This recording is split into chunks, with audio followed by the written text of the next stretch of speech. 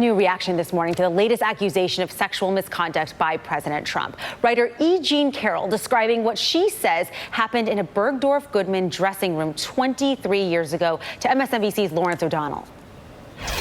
I was wearing just a black Donna Karan coat dress and tights. And it was a work of a second to reach in under my Donna Karan, it opened in the front and through the Donna Karan dress and pulled down my tights. That's when my brain went on. That's when the adrenaline started, and it became a fight. And it hurt.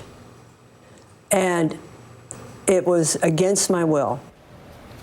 President Trump saying in a statement in response, "I've never met this person in my life. She's trying to sell a new book that should indicate her motivation. It never happened."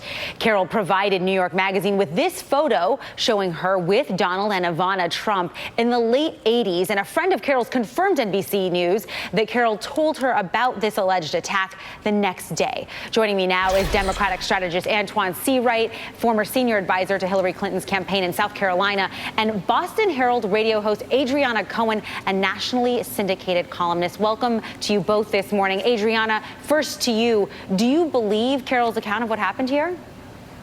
Not at all. It doesn't pass the sniff test whatsoever. First of all, there's no fact witnesses, there's no eyewitnesses, there's no videotape, there's no police report, there's no record from a hospital that she may have gone to if she was allegedly assaulted. So this is just a he said, she said situation. And in this country, we have the presumption of innocence. President Trump is totally innocent. The burden is on the accuser to prove that this happened. And right now we have zero facts and evidence to prove this, and add to it, she can't even get her facts straight on the alleged date of the alleged assault. First, she can't remember if it's the spring of 1996 or the fall. Well, these facts matter because the police could, if we know when it happened, then they can try and locate where was Donald Trump's whereabouts at that time. So the fact that she can't even remember speaks for itself, not to mention there's no evidence we can go with. So these are unsubstantiated allegations, and the public has a right to know who are these women that she claims, her friends, that she claims she told. Are these individuals paid by Democratic operatives who want to smear the president? We need to know more about who is involved and if they were paid to go, to attack President Trump. Antoine, go ahead here. I know you've got a response to this.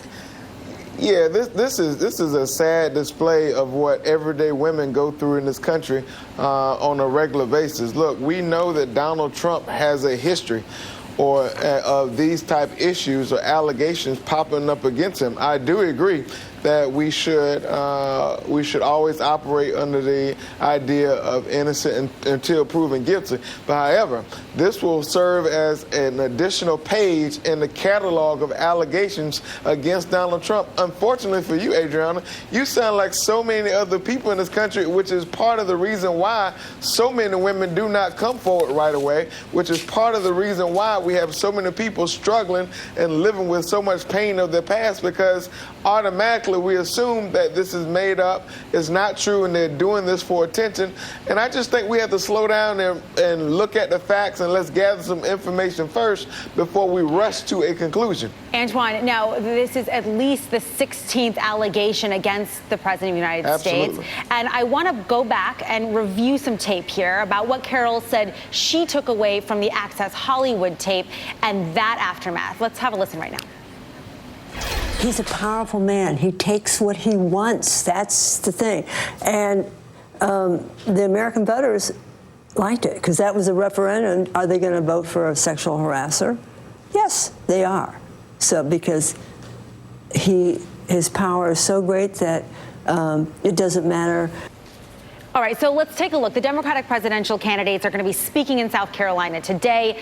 Will they be addressing this, or are they going to share Carroll's view that we just heard that voters have already given the president a free pass on these allegations? Yeah, I think so that question was for Antoine. Go ahead. Okay. Well, I think that I doubt that you will hear the presidential candidates use this as a bedline or a foundation for their from the speech they will give in South Carolina today. However, I do think if a reporter brings it up, they will answer to it. And guess what? The American people once again have the opportunity to respond to this as they did in 2016. Unfortunately for this country, and unfortunately for women like we're hearing from now, is that the Trump supporters and the Trump voters seem to have pressed the ignore button on these type issues, and it really doesn't matter to them. It doesn't serve as a top priority in the decision-making process of whether they support this president, regardless of the evidence. Okay, so Antoine, do you think that at least some voters here want to hear a condemnation or at least a response on this issue? Oh, I think in this environment, you absolutely have to. And considering the force that women serve in the Democratic primary process, I think absolutely some women are going to want to hear. We've seen women's rights. We've seen women under attack by this administration from day one. And so obviously there's going to be a call. And not to mention, we have a record number of women seeking our party's nomination. Therefore, I would not be surprised if you hear it at some point. I just don't think or do not believe this will serve as the foundational jump-off point for remarks by presidential candidates today. I hear you. Now, Adriana, taking a look at the broader electorate here, Republicans, Democrats, everyone, was 2016 a referendum on whether or not Americans care about these accusations? Look, all Americans should care about sexual harassment and sexual assault, myself included. Obviously, but it has to be factual. No, I care about facts, Antoine. You know, there has been plenty of instances in our country where women have brought some women. We know that some women have brought forward false accusations against men. And that's just dead wrong. To ruin a man's life, destroy his reputation, destroy his career and family, and maybe even possibly put him in jail. That is dead wrong. And that does a disservice to the real victims out there. And so with this circumstance, we need this woman to provide proof. Okay, well, show us the videotape from the store. But you already said show us a fact witness. for you. Show us a police report. Adriana, Adriana, I want to jump in here. I want to ask you a question, Adriana. Is her word not enough proof that it happened for you? Is that basically what you're saying? No, because that's not how the law works. The law works based on evidence, okay? We have no fact witnesses. We have no police report. And also, let's look at this. She said that a stranger, Donald Trump, came to her in a Berghoff Goodman store and asked her to try on clothing for her and model it in the fitting room. I don't know one woman who would do that. If a man came up to me and said, a total stranger, I want you to model these sexy clothing and spin around. I mean, what is that? That sounds like she was trying to seduce him, if it even happened. So that the fact that she was even playing along with this is problematic. Antoine, go ahead and respond to that, please.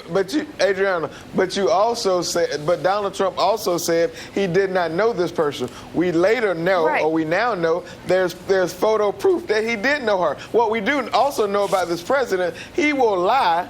And he will go to his grave lying about things like this when it comes to allegations against him. And every time we have factual proof that he is lying, it's people like you who come to his rescue. And the fact that you're a woman and you're sitting here on a Saturday morning not giving this lady the benefit of the doubt, it's disturbing all by itself. Look, it sounds like you guys are going to disagree on this fundamentally. You're coming at it from such different perspectives. Antoine, before we go, I just want to talk about what's happening this weekend. You were at Congressman Jim Clyburn's fish fry down there in South Carolina last night. Who is winning this fish fry and this weekend so far? Who took the night?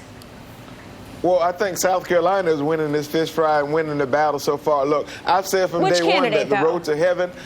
Well, all of the candidates received tremendous support.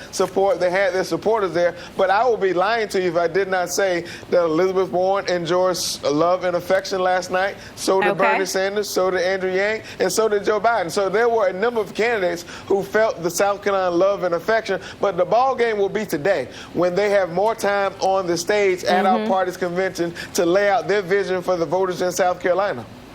Antoine Seawright, Adriana Cohen, thank you for a spirited debate. I really appreciate it.